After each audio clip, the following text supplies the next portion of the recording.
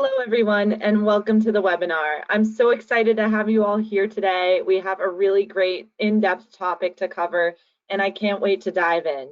While we give folks just a couple more minutes to hop on, I want to make sure that all our attendees for this webinar are able to use the question box feature in GoToWebinar. That's essentially going to be your chat feature for the day, and I'll be able to see your questions or your responses into that question box there. So if you all don't mind typing into that question box, let me know where you're calling in from today, and I'll shout out some of the answers. One of the beautiful things about these webinars is they connect folks from all different corners of the world to join us for this presentation today. For example, I'm from Boston, Massachusetts. I'm born and raised here. I love it. And so I always love to see who we have on the call for the webinar, who's calling in. So let's see, we have Tiffany. She said hello from Montreal. Hello, Tiffany. Kelly from St. Louis. Hello, Kelly. Emily from Columbus, Ohio. Alan from Portland, Oregon. Isaac from Philly, welcome. Mark from Boston, welcome.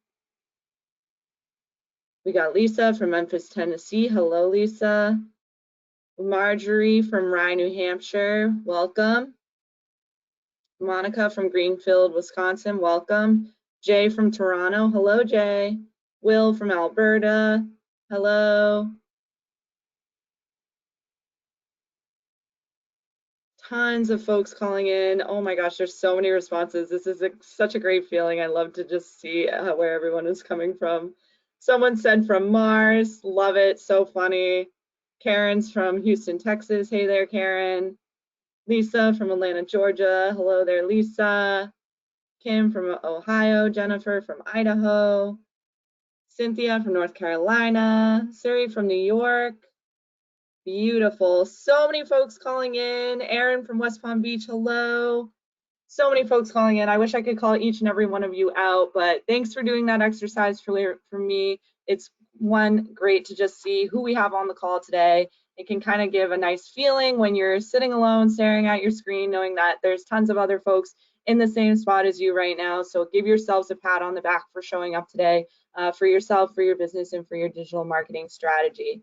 So for everyone on this call, welcome. I can't wait to dive in. And with that being said, we're going to start off with a couple of housekeeping items. So as I had mentioned, it's great to all have you here today. Please note for this Local IQ WordStream Reach Local webinar, know that it will be recorded. So don't worry about taking any notes or anything like that. You'll have the materials in your inbox later today, along with a copy of the presentation. And again, the recording will be in there as well.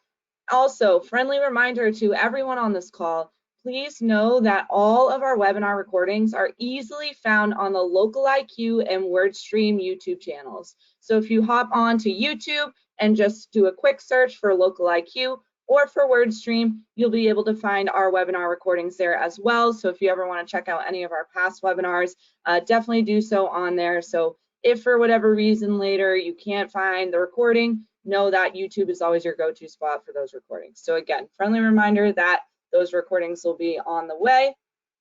And also be sure to submit your questions. That's also why I had you all type in where you're from into the question box. I want you to feel comfortable using the question box throughout. I'll be able to look at your responses throughout, and also be sure to stick around for the Q&A session and save some questions to put into that question box for the end of the presentation. If you've attended any of our past webinars, you know that we've done some really in-depth Q&A sessions. It's one of my favorite parts of doing these because it's basically me as an expert representing for our business and here to answer all of your questions, almost in like a one-on-one kind of feel. So it's a really great experience. I love to see the questions that come in, so definitely make sure that you're able to use those.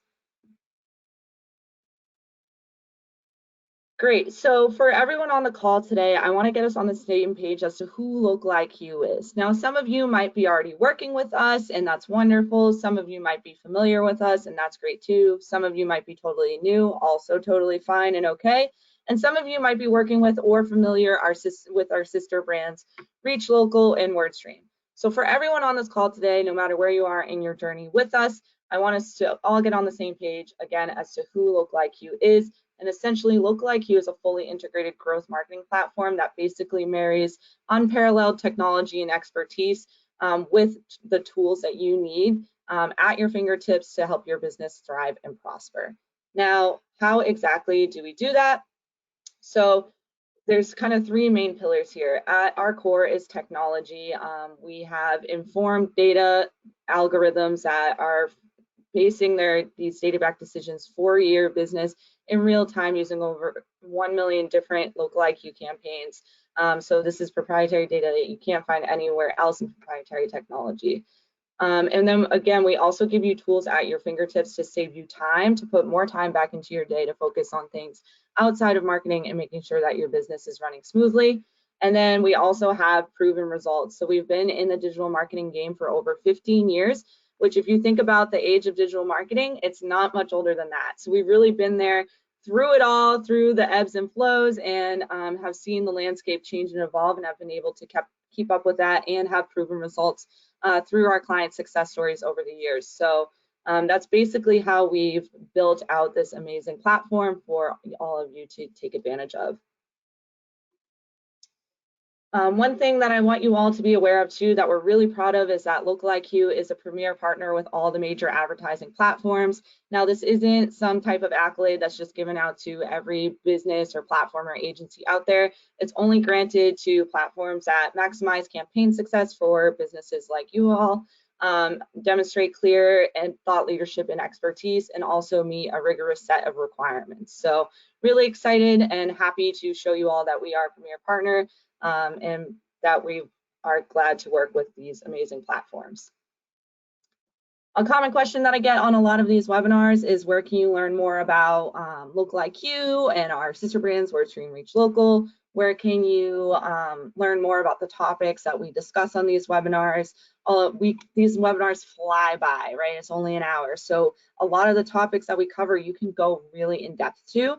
So I highly recommend checking out our websites. The LocalIQ and WordStream blogs cover all of the topics that we cover in our webinar, super in depth. So if you want to just take some time to sit with a couple of articles and really dig into some of the information here, I highly recommend just typing in our websites, checking us out.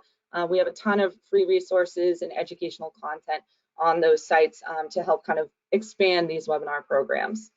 Also, be sure to follow us on social media. You can find LocalIQ on LinkedIn, Instagram, Facebook, Twitter, and YouTube, and WordStream on LinkedIn, Twitter, Facebook, and YouTube as well. So if you want to stay up to date on the latest and greatest from LocalIQ, WordStream, if you want to stay posted for future webinars, we post about those. If you want to join more of these in future, if again you want just more information on the topics that we cover here, we share interesting articles, information on platform updates, which advertisers should know, and so on. So definitely make sure you're following us just to stay in touch and kind of stay in the loop on what you need to know to help your business grow and thrive. Great, and a little intro to me. Hello, I'm your webinar host and speaker for today, and it's wonderful to meet you all. So my name is Susie. I'll be taking you along on this journey with us today for the next hour.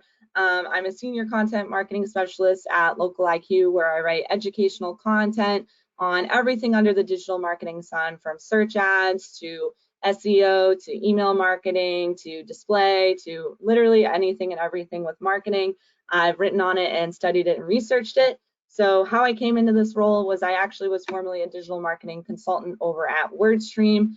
And within this role, I was working with businesses just like everyone on this call today and coaching them through the day-to-day best practices across platforms like Facebook ads, Google ads, and so on. So I took that real life experience of working with many different accounts of all shapes and sizes and applied it to the educational content that we create here at LocalIQ and WordStream. As I mentioned at the beginning of the webinar, a fun fact about me is I'm based out of Boston, Massachusetts, and I love it up here. A little unpopular opinion that I have is I love the winter time. It's my favorite season. I love to go snowboarding when I'm not at work on the weekends. It's really great in Boston. We can just do a short drive up to the mountains out here. So really looking forward to the season and happy to see summer come to a close. And sorry for all of my summer lovers on the call today. You can follow me on LinkedIn and Twitter if you'd like. I do post about interesting articles that I write on the WordStream and Local IQ sites. I also share out information about our upcoming webinars and so on, so definitely check those out. All right, great. So we're just going to go through our agenda for today. So we're going to, of course, touch on the search ad benchmark data that we have here. We're also going to walk through our latest reports, and we're going to give you real actionable tips to walk away with so that you can not only understand all of the data in our latest report, but also have some key takeaways that you can kind of walk away with and know what to do with all of that data. And then, of course, we'll leave you with some thought starters and jump into the Q&A section. So before we jump into this amazing agenda here, I like to always keep all of my listeners on their toes. So if you've attended any of the past webinars, you know I love to do this. I want to just kind of pivot quickly to a quick pop quiz for you all, just to warm you up to the topic. I'd love to hear from everyone in this call now. Type into the question box. How do you feel like your search ads experience has been going so far? Do you feel like you've seen increases in your cost per click or cost per lead costs? Have you seen increases in your conversion rates? Have you been struggling with your click-through rate? Just a general sentiment on how your search ads have been performing, what your experience might be with search ads, whether you're totally new and unsure what to do, or maybe you've been running search ads for a while and crushing it. I always think that these types of little warm-up pop quizzes that you can type into the question box are just a really great way to get everyone on the same page. So I'll call out some of the answers here. Matthew says that his search ads could be improved, definitely understandable. Isaac says that it's a little expensive. He's in a niche market, so it can be difficult to get those lower costs, definitely understandable. Brenda says her search ads are going very well, which is really great to see. Thank you, Brenda. Lisa says the search ads experience seems to be getting worse as of recently. Shannon says always could use more conversions. I love that perspective, Shannon. When I was a consultant, I always was in the mantra of there's always room for improvement in search ads, right? Megan says she's seeing high level of traffic and click-through rate, but not as much results with other key metrics like possibly conversion rate or so on. Han has said that she's found less conversions and it's been more expensive. Phil is not doing any search ads yet. Totally fine, Phil. Welcome to the call and welcome to folks of all levels. This webinar is friendly to folks of all different levels. Colleen said, agree with Brenda that the platform changes recently are making campaigns go bad. Definitely we can address some of that in the Q&A as well. And I'm going to reference a lot the article that we published with this report that you all can check out. We have some really great insights from experts that dive into some of that as well. Cynthia says she's fairly new. She's wondering how AI marketing like ChatGPT, Bard, and etc. will affect search.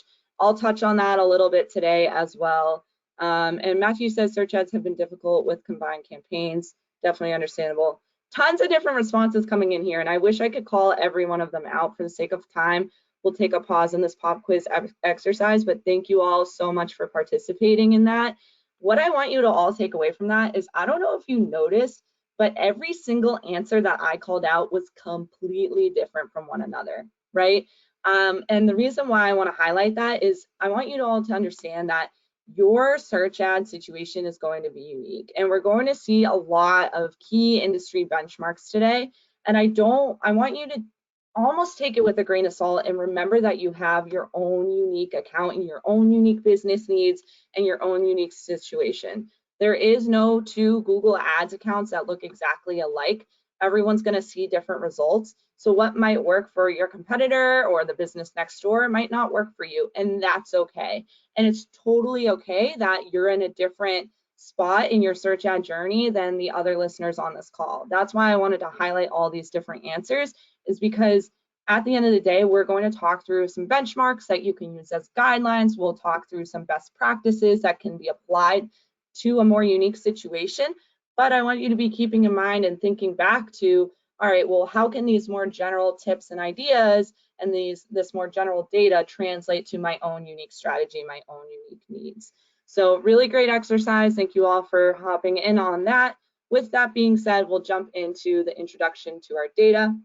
So if you're familiar with the WordStream and Local IQ brands, which I hope you all are, and if not, again, welcome. we do publish these benchmark reports pretty regularly, and it's something we're really proud of because it's based on all of our own proprietary data. So this is information that you can't get anywhere else. And the metrics that we're going to walk through today are average click-through rate, which is calculated by how many times your ad has been seen versus how many times it was actually clicked on. Average cost per click, which is of course out of all your total spend, divided by your total amount of clicks, so how much an individual click on average would cost your business. And then average conversion rate, again, how many times your ad is being clicked on versus how many times they're actually converting off that click. So again, kind of just connecting back to that bottom line for your business.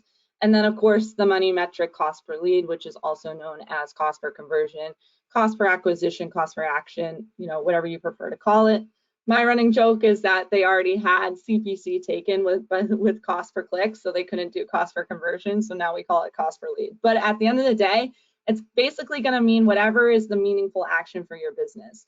And I'll get into this a little bit later, but while we say cost per lead here, if you're not a lead generating business, that's totally fine. This is basically your cost per action or cost per acquisition metric. So thinking purchases off your website, form fills, phone calls. It really depends on what you want to track as an action. Now we'll get into more of that later, but I just want you all to be familiar with the metrics that we're going to be discussing today. And basically how we are pulling this data, so we looked at over 17,200 different US-based search campaigns. It was about 80% Google and 20% Bing, so a little bit of both of the major ad platforms in there. And for each of the 23 industries that we're going to be highlighting in these reports, they had to have a minimum of 89 unique campaigns. Now, this actually equates to many, many more different campaign cycles. So while we're looking at over 17,200 campaigns, each of those individual campaigns go through multiple cycles as well. So there's a ton of data to really crunch through here. And we're looking through for the past year, so from the beginning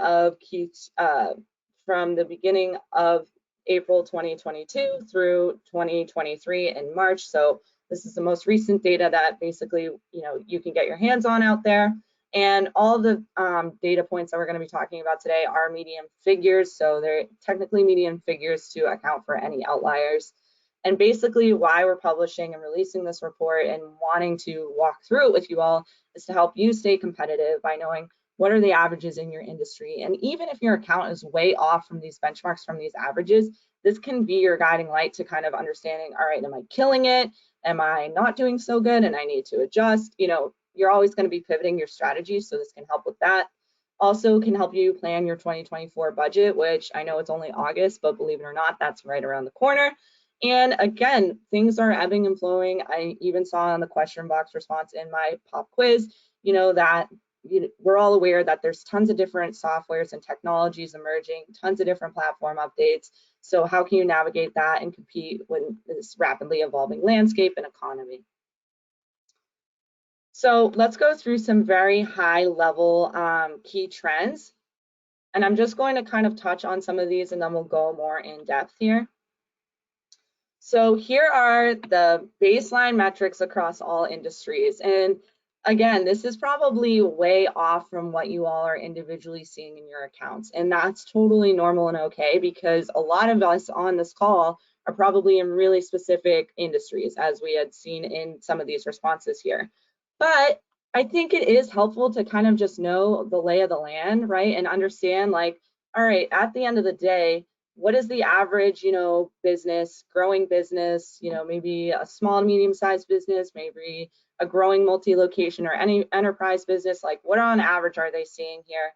And we saw across the board with all of the data that we crunched that the average click-through rate for 2023 in Google Ads and Bing Ads was 6.11%, a $4.22 cost per click, a 7.04% conversion rate, and a $53.52 cost per lead or cost per conversion.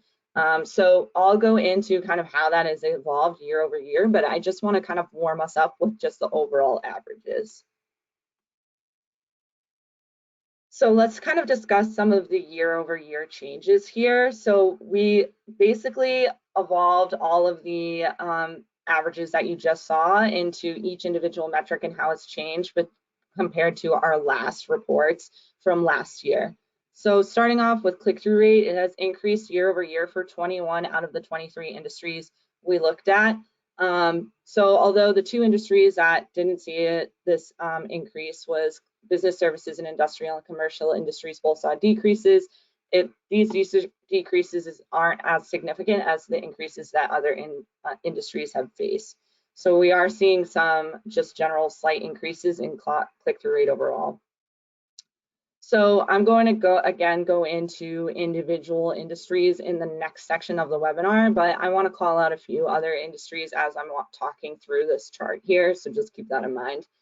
Cost per click year over year has also increased for 14 industries, but it actually has decreased for 8 industries. So it's kind of like good news and bad news here. So 14 industries are seeing higher costs per click, but 8 industries have actually been saving money on click.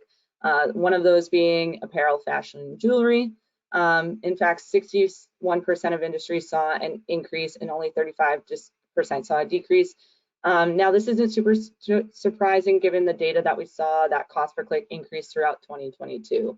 So while our last year's reports did report a general increase in cost per click overall, that seemed to have mellowed out in the last year. Conversion rate has decreased for most industries, unfortunately. In some cases, it did go down significantly. All but 2 industries saw a downturn in their conversion rate. The 2 industries that saw an upturn in their conversion rate were beauty and personal care, as well as education and instruction. So that basically ends up with 91% of the industries that we saw seeing an increase in CPL, as well as a decrease in conversion rate. And then finally, of course, the money metric. Cost per lead has increased year over year for all but 2 industries. The 2 industries that saw a decrease in cost per lead were automotive sales and beauty and personal care. So this means that 91% of industries saw an increase in how much it costs them to acquire a lead through search ads. Now, this trend does mirror our 2022 data, but our latest updates for 2023 that they show that the increases year over year have also slowed. So basically, like kind of the overall takeaway here is the customer journey is kind of pivoting, and I'm going to reference that a lot, right? Because we're seeing conversion rates go down, cost per click and click-through rate go up. So basically, like people are being a little bit more selective with their actions that they're taking with businesses.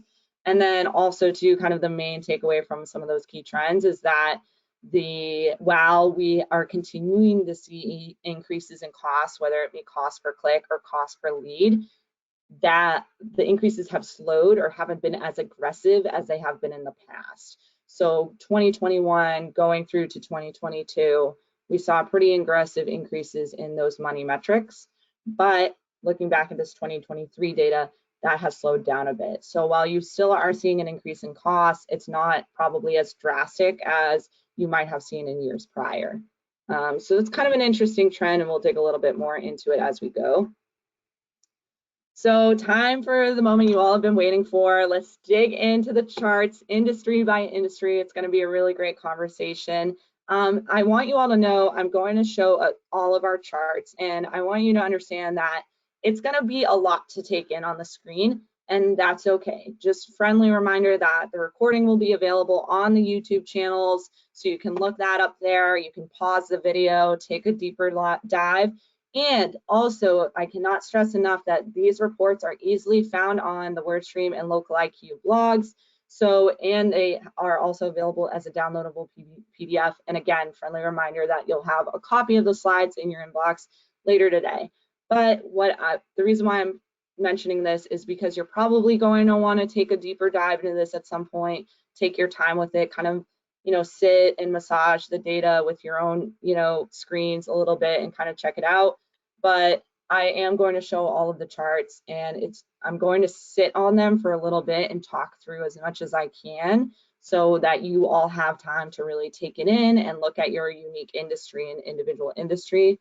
I'll call out the highs and lows throughout the chart. So any highlighted industries I'll try and mention. If I don't mention your industry, that's probably because you're kind of in the middle of the pack, and that's okay too. So again, friendly reminder, If these charts, seem like a lot, don't worry, you can definitely take some more time with it outside of this, but this is more for us to get the conversation going of what these trends are. And if your business, again, is kind of far off from the metrics that we're going to talk through, don't worry. Again, I'm going to talk about some overall trends, some takeaways that you can do and help you pivot to match up to these benchmarks. And with that being said, we'll dive into some of the data here. So starting off with click-through rate, and I'll also talk a little bit about the individual metrics, like what they mean for your account and so on. I feel like click-through rate often gets kind of forgotten as like the little lone metric, because at the end of the day, click-through rate doesn't always equate to like the bottom line for your business, right? I think for a lot of advertisers, they tend to overlook click-through rate because, click-through rate, it doesn't, again, connect back to, it doesn't necessarily mean you're getting a ton of conversions or you're saving a ton of money, but it can be really important and really telling at your overall account performance, because guess what? Like getting a click from your ad to your landing page is half the battle to actually getting a conversion. So click-through rate can be very important. You don't want to be just blasting your ad out there without people actually clicking on it. It can also be really telling at the efficacy of your ads and your ad copy. So basically a lot of account issues, like also low conversion rates, can connect back to click-through rate.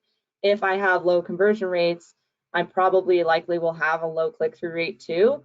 If I have a high click-through rate but low conversion rates, that means that something in my ad isn't connecting, right? So that means that people are clicking on my ad, but once they get there, something goes wrong. Either I'm not clear in the action that I want them to take, or they weren't ready, or I'm possibly hitting the wrong people at the wrong time. So again, it can be very telling. So you'll find that the industries with the lowest click-through rates are attorney and legal services at a 4.76 click-through rate. Home and home improvement had a 4.8% click-through rate, and business services had a 5.11% click-through rate. On the higher side, the industries with the highest click-through rates were arts and entertainment at 11.78%, sports and recreation at 10.53%, and travel at 10.03%. So some highs and lows there. We do have charts also in the post about, year over year change for each individual industry, but I just thought it was kind of interesting to kind of see the highs and lows here, especially if you're keeping in mind the overall average of 6.11% across industries. Like, for example, arts and entertainment is way higher than that.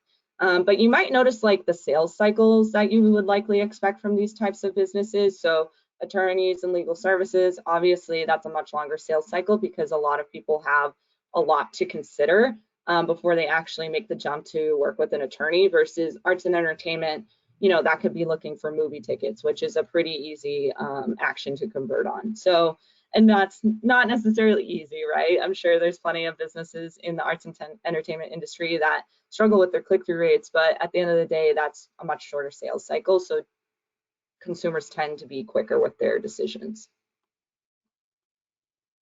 All right, so moving on to the next kind of rate, and I wanted to pair these metrics together. It is out of order from how they are on the blog, because I personally feel like kind of understanding the rates at which people are completing actions with your business in their search journey can really be telling at the other money metrics that we'll get into next. And I also didn't want to over prioritize those money metrics, right? I think like I said, a lot of advertisers can get hung up on those, understandably so, because you have money going into your search ads.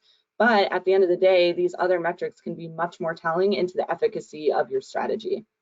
So for conversion rate, of course, is, again, how much people are clicking versus how much they're actually converting. So again, if we're seeing higher or even average click-through rates, but not the conversion rates that we want, we need to start rethinking, what is that experience for the user?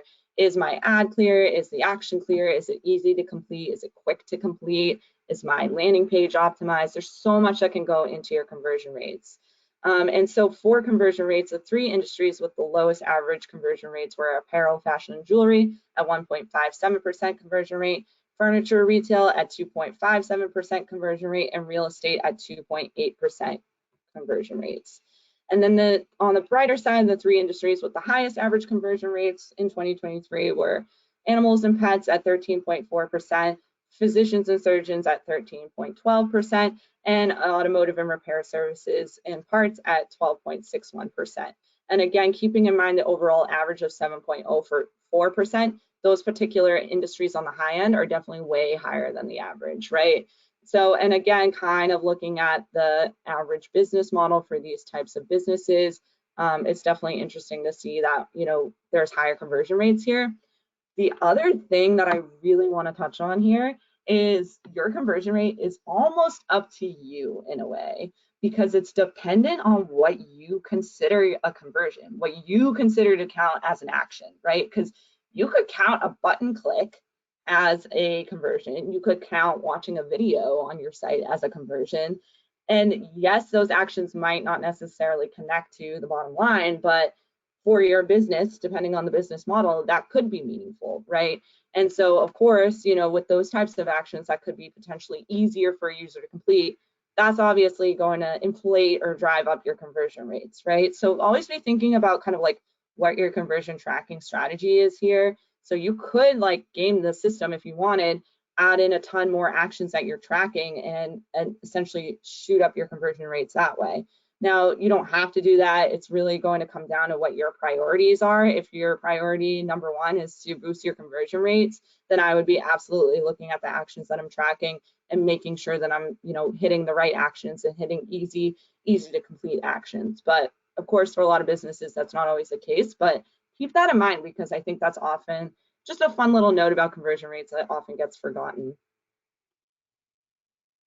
So next up is cost per click. So we're moving on to the money metrics here. Cost per click is, of course, you know, on average, how much you're spending per click. And of course, we love to focus in on cost per click a lot because it can have a direct impact in your cost per lead. Now, keeping in the back of your head those other metrics that we just walked through, of course, your conversion rate and, you know, can offset your cost per lead. So even if you have a high cost per click, if you have a really high conversion rate at the same time, then you might be able to still offset that high cost per click for your cost per lead. On the other hand, if you have a really high click-through rate, you ideally want to shoot for a lower cost per click, of course, because you don't want to be spending a ton on all these clicks all day that are really pricey. So it can be kind of a balancing act with cost per click, and we'll talk about that a little bit, and can happy to answer any questions on that in Q&A. But just to highlight the industries that saw an increase in cost per click this year, were some of the biggest ones were personal services. That was up by 17.47%. It saw an increase in cost per click. And some of these other industries also saw a bigger jump.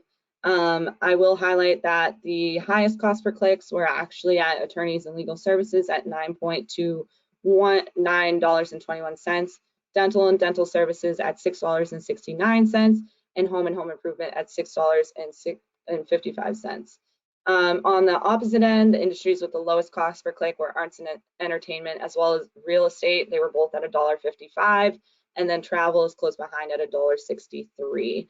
And keeping in mind that, again, the average was $4.22. So again, the highs and lows are like way off from the overall average, right? So totally normal if your business is seeing a different cost here. But I do think that's interesting that we did see some increases in certain industries. And also, mind you, again, like we did call out arts and entertainment and attorneys and legal services and some of these other metrics. So it's kind of good to see them all together, and I'll show you all the metrics together at the end of this section. But, you know, with attorneys and legal services also having some of the lowest conversion rates, it also, you're going to see a higher cost per click.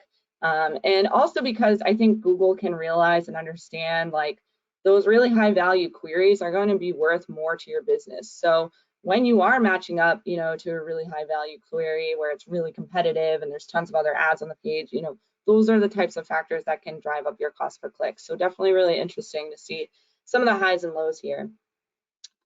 And last, but of course not least, because I know this is everyone's favorite metric, cost per lead, right? So cost per lead is, of course, how much you're spending overall compared to how many conversions you're getting.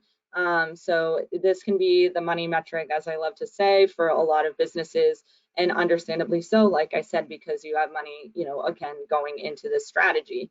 However, again, I want to kind of make sure that when you're thinking about these metrics, you need to be thinking about your own unique needs, right? So if you're hitting the conversion rate numbers that you want, but your cost per lead is a little high, you might be willing to accept that in trade-off for more conversions. Or on the other end, if you're seeing a high cost per lead, but the leads are more value to your business, they're really high quality, that can also be kind of a balancing act there as well.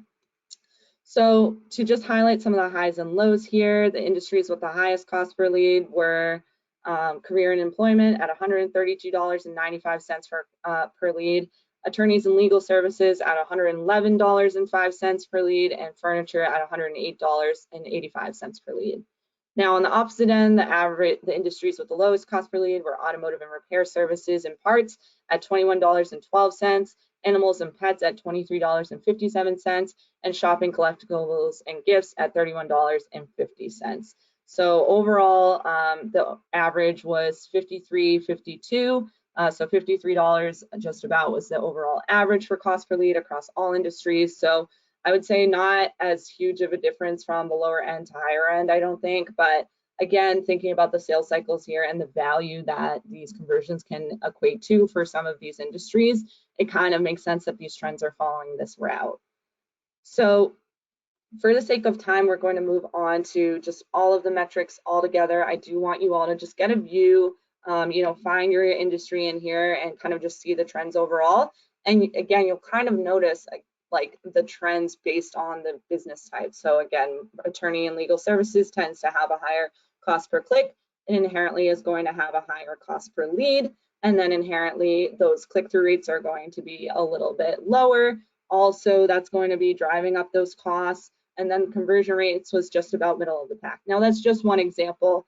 Again, I know we're all in very unique and different industries in here, but just kind of, I want you all to get into the rhythm of following that trend and thinking about the customer journey and thinking about, well, why is that? It's not just that costs are rising, right? It's not just that Google's charging us more because it wants to charge us more.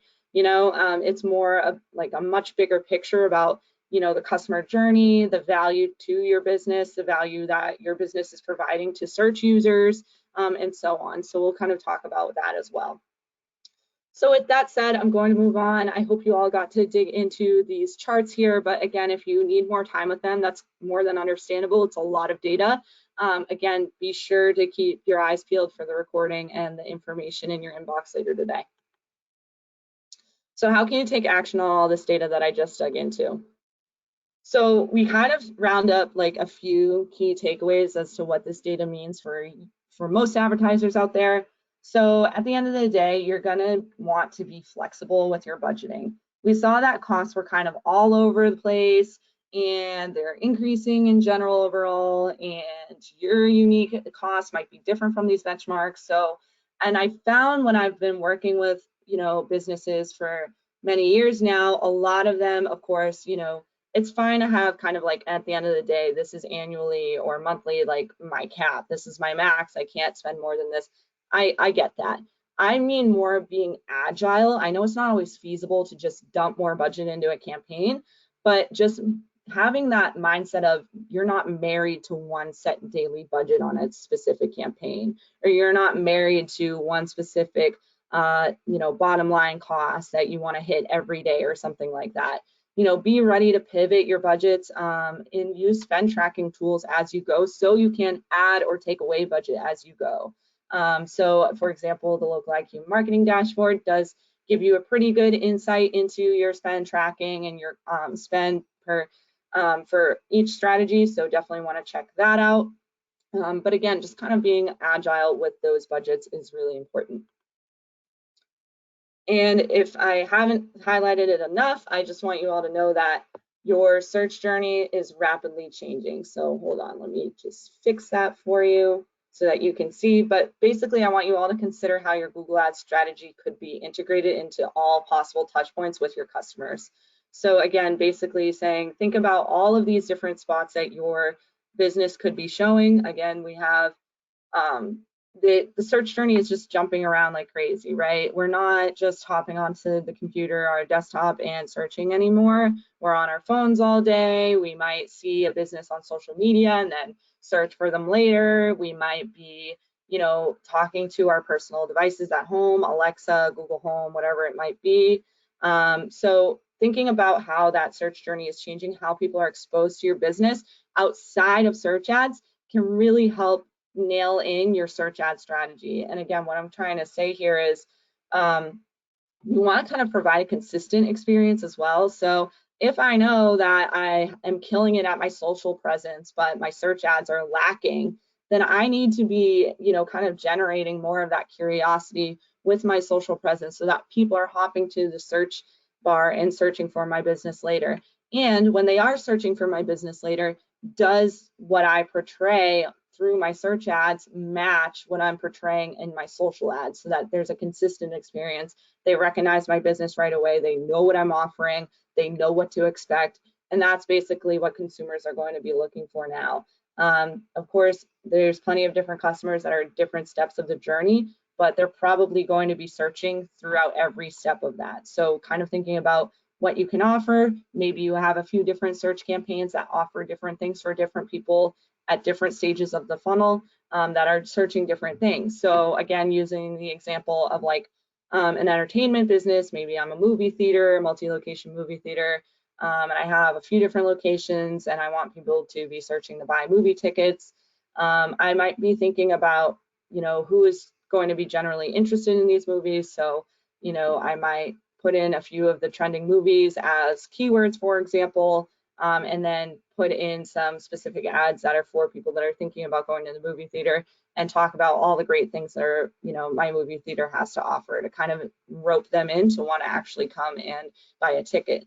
Now, for people more down the funnel that are searching more transactional terms like where to buy, movie tickets tonight, of course, that type of keyword is a little bit lower in the funnel or further along in the customer journey. So I might want to have a different ad that serves, has more calls to action, buy now, shop online, purchase here, those types of ads, which can be more effective for types of audiences further down the funnel. So it's no longer just kind of like, a one-trick pony with search ads. You kind of want to just have a few different campaigns, a few different search ads that fit a variety of different customer needs. Speaking of your ads and how they entice people to want to click on them, the highly clickable ads are definitely a thing that we're seeing overall. Of course, we saw a trend of click-through rates increasing for some industries, while we did see decreases in others. But some folks had also mentioned this in the questions of how they think like Chat GPT and generative AI searches can impact the search ad space.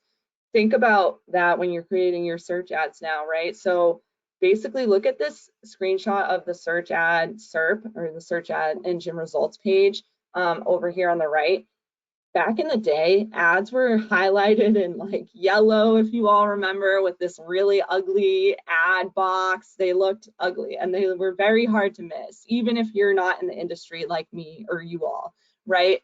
But now with this very subtle little sponsored snippet here at the top of ads, it can be very hard to the untrained or naked eye or average consumer to understand whether they're clicking on an ad or an organic result. That can work in your favor, right? Because again, the typical consumer that doesn't have all the insights into search ads like we do tend to be more apprehensive of clicking on ads. So lean into the fact that ads have so much more that you can put into them, aside from just like your average headlines and descriptions for your search ads, that you can make them more clickable and more enticing. So for example, we have new ad assets, as we even see in this example here with the screenshots of the products. Adding images onto your search ads is a thing now. Leveraging resources or tools on a platform like us to help you write your copy and ensure that you're doing, great creative and great images for these assets is another thing you can do. So just always be thinking about the quality of your ads. I think is really important since it is getting so competitive. You really want to be standing out on that SERP. Great, and then tracking and reporting, lastly, are so crucial to your account and your campaign. So Always be thinking about your structure when you're thinking about how you're going to track the efficacy and measure success of your search ads. So this kind of connects back to what I was insinuating when I was talking about conversion rates and how those can be impacted based on your conversion tracking strategy. Also be thinking about how you're going to structure your account to, again, better make the most sense out of what is going to be important for your business. So you really need to have your tracking tightened up, especially because a lot of people are probably going to be hopping onto your search ads or searching and then coming back to your business later. Or maybe they're going through other channels to finally make that end conversion, but it started with a search ad. So you really want to make sure that your conversion tracking is buttoned up, that you have unique goals and actions that you're trying to have people complete with different unique campaigns, and that you have a very clear structure that makes sense to you and your business. You never want to be guessing about what a certain campaign is promoting. You want to have that unique personalized ad copy for each different person in the different customer journey steps. So thinking about that when you structure out your account can really make all the difference. Great. So finally, kind of wrapping up here. So to unlock search ad success and for the rest of 2023 and into 2024, basically you want to be always thinking about how you can future-proof your account. If there was one takeaway from all of this data here, it was that the search ad landscape is constantly changing, and how you structure your account and the campaign types that you choose to use can make a direct impact on your success. So if there are new campaign types, new features that you haven't taken advantage yet, like for example, ad assets, definitely do that. Try and embrace a lot of these platform updates so that you can get ahead of the game and stay ahead of your competition. Also, I know I preach this a lot if you've attended any of our past webinars, but definitely, like I mentioned with budgeting, but just in general with your strategy, be flexible. The search ad landscape is constantly changing, so keep an open mind. Don't be afraid, like I said, to try new features, but also know when you need to pivot, right? So again, another experience that I've had with working with accounts over the years is, I've seen businesses, especially now at this point in this landscape with the search ads, is that businesses might really have expected a certain type of campaign to work. Maybe it's worked for them in the past. Maybe that specific offer was at one point their most popular offer, whatever it may be, and they want to ride that campaign into the sunset until that it brings in the results that they want. But sometimes, those types of campaigns just don't work well for the structure of their account or for their audience or for the current landscape. So even if a campaign did once work well, or you really, really expected it to work well and it didn't, that's okay. I want you to embrace that and always have, that ability to be agile and switch to a different campaign type or switch to a different offer or strategy when that happens. Kind of understanding and knowing that it's okay to switch up your strategy is totally fine. Now, I'm not saying you need to absolutely roll out new campaigns every day or you need to switch your strategy every month. Obviously, you need to give the platforms time to collect data and to make data-backed decisions for your business. But, if you've been trying something for a really long time and you feel like you're just hitting a wall, that's normal and that's okay. And it's just time to switch to a different strategy. And also, again, I kind of insinuated this with, what I just said, but making sure that you're pacing yourself. So always be thinking about, well, what does success look like to me? There were a lot of metrics that I covered here outside of cost per lead, right? So even though everybody kind of gets hung up on the money metrics of, return on ad spend or cost per lead or whatever it may be, it might take you to take a step back and think about, all right, really, what are the end goals? What is the primary metric that I want to prioritize for this campaign or this account? It doesn't always have to be, cost per lead or return on ad spend. If it is, great, but make sure that it makes sense for your business and where you are in your journey. For example, if you want to really have a high conversion rate, you want to increase sales, but you're not yet driving enough clicks or traffic to your website, then you're probably going to just set yourself up for failure because you're shooting for a metric that you're just not ready for yet. So it would be beneficial to focus more on just driving traffic from your ads, and eventually the conversions will come down the line. So just kind of setting yourself up for success, keeping those expectations realistic along the way, and tracking as you go can really help you understand although search ads, you can kind of just turn on the faucet with that budget and just see the leads and the clicks coming in. It is, at the end of the day, like with anything in marketing, a long-term game. So you're going to see some ebbs and flows in your performance year over year, and that's totally normal and fine. But just, again, always make sure that you have a backup plan in place and that you're ready to pivot. If there's one takeaway that I always say to folks on all of these webinars, it's always have a backup plan. If this campaign works out, great. What am I going to do next to even maximize it even more? Or if this campaign doesn't work out how I anticipated it to, well, what am I going to do to pivot? Always thinking ahead like that can really help you see the most success on search ads and Microsoft ads. Okay, great. I'm seeing a ton of questions coming in, which is awesome. So with that being said, I'm going to launch a quick poll here. So going to go ahead and launch this on your screen. It's going to take over your whole screen, and we're going to switch into the audio portion of the webinar. So please know that this poll is going to stay on your screen for the entirety of the remainder of the webinar, and you can just sit back and listen in on the Q&A session here. But basically, I know that I covered a lot of information here today.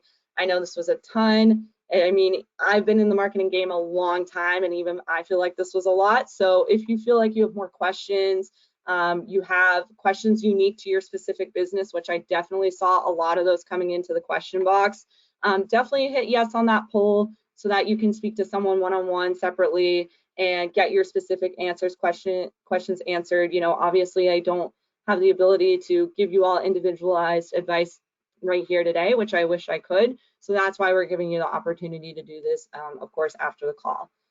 With that said, I'm going to switch into the Q&A portion of the webinar. So like I said, just sit back, relax, listen in after you've answered that poll while I go through our questions. And if you haven't yet submitted your questions, be sure to do so.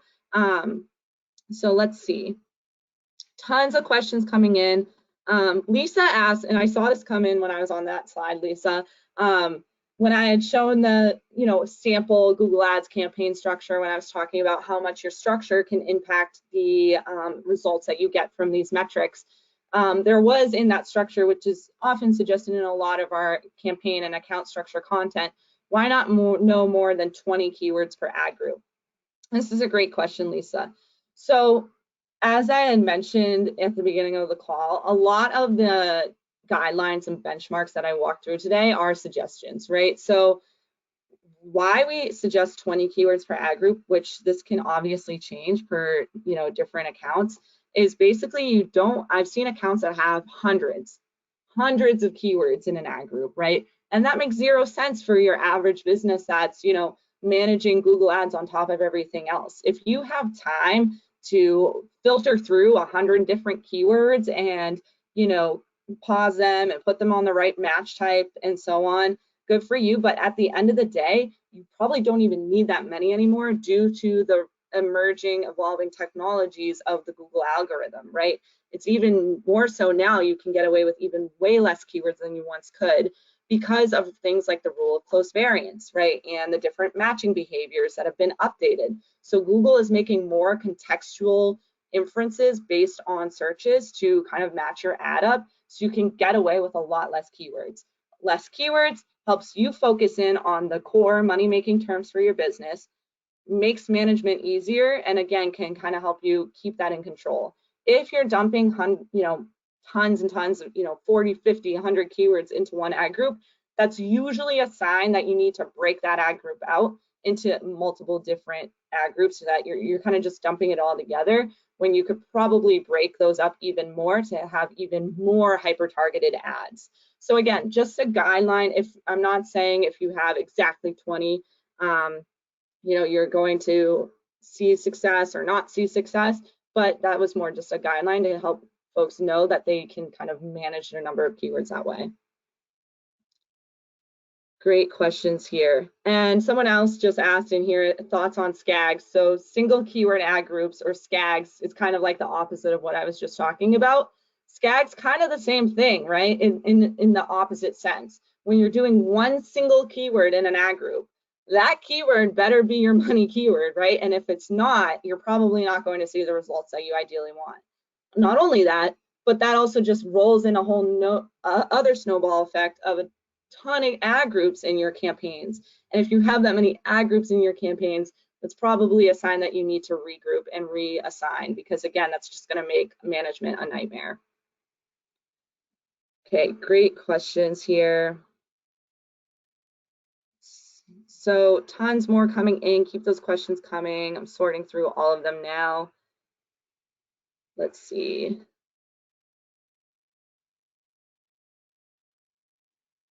Okay, Rob had asked, your prior published studies cite very high conversion rates. I'm guessing they include micro conversions and not the final lead of sale.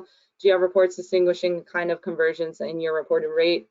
Okay, so for the purpose of the reports, it is true leads. So when we're tracking leads here, that's what we're tracking. So those conversion rates are equivalent to what you would typically see in an account. Let's see. Vanessa asks, campaigns are always worse after incorporating the recommendations from the Google experts call. Definitely that can be an uphill battle with the Google experts and what Google in the account might recommend. I know we all get the optimization recommendations on campaigns. I would definitely take them with a grain of salt. I think, to be fair, a lot of the quote unquote recommendations, potentially from like a Google support expert, or that are promoted within the platform through like the recommendation and optimization sections, can often be for generalized, because of course Google is not a person like you or me. It's not thinking through the suggestions to the context of your business. So that's why, as tempting as it might be to take the suggestions, you kind of have to think about like what else you might need to see the success of that suggestion. So for example, smart bidding is used best with broad match keywords. So if Google is suggesting in your account that you use smart bidding, but you're not leveraging smart broad match keywords, you're probably not going to see the success that you ideally would be hoping for. And of course, I'm not expecting everyone to know that. You kind of learn that as you go. And that's why we're here, right? So we're here to help you understand and know these things. We're the experts in it. Because it can be hard to kind of know those small little intricacies within that platform. Great questions here. Now we have just coming up on time here, so I'm going to try and answer one or two more questions. Miranda asked, great question, Miranda. Because of recent keyword changes, what match type do you recommend using? So this can vary from expert to expert. So I will say, like with anything in PPC, pay-per-click advertising, or marketing in general, there is no right or wrong answer. There is no end-all be-all like right strategy for everyone out there, right? So I will preface with that. If it was that easy, of course we all wouldn't be here today, right? So what I will say is, through my own personal experience, if you're unsure of which match type to try, there's two things you can do. You can either try a little of each match type and test and see which one brings you the results, or you can try the one that seems to make the most sense for your unique situation. Usually that's going to be the Goldilocks, quote unquote, match type of phrase match, right? Because phrase match is a happy medium between the super restrictive exact match and the super loose broad match. Now, so I tend to suggest to folks that they have no idea, you can try it out on phrase match. However, with broad match coming into the picture and really being beefed up in the past year from Google, it's also a very effective match type. And then of course, there's businesses out there that are seeing success with exact match as well. So probably your best bet to test a few, but usually if you're unsure, the happy medium is phrase. And then if you feel like you're getting, based on your search terms report, if you feel like you're getting irrelevant traffic or not enough traffic, you can restrict or expand your match type from there. So great questions, everyone. I wish I could answer all of your questions. This was great. Of course, as you can tell, I could talk about this all day. But if you have more questions, like we said, that's why we have the poll up here. If you need anything else, that's why we're all here. Be sure to keep your eyes out for recording. Keep your eyes out for more webinars to come. We do them monthly. Thank you all so much for joining. I hope you all got to dig into the data, feel like you learned something here. Thank you all, and I hope you all have a wonderful day. Thanks.